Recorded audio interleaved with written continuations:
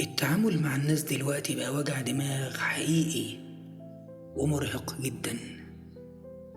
تيجي على نفسك وتسكت، تلوم بيتمادوا أكتر وأكتر. تاخد موقف علشان تحط حد، تبقى انت الشخص البياع واللي قلب فجأة. ولو حاولت توضح وجهة نظرك، يبقى انت اللي مكبر الموضوع وبتدور على مشكلة من الهوا.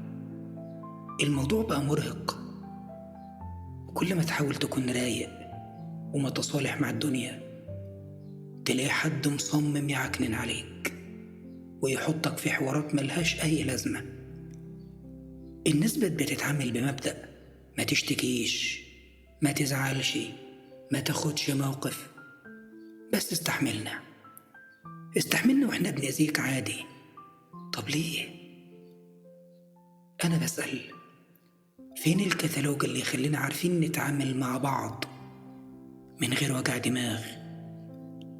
العلاقات بقت حاجة مرهقة نفسيا إلا من رحم ربي، لأن للأسف أغلب المشاكل اللي بنشوفها يوميا سببها الناس اللي حوالينا وضغطهم المستمر، وكأننا ناقصين أصلا.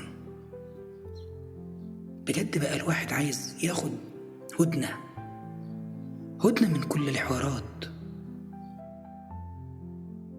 ويعيش براحة بعيد عن الدوشة النفسية.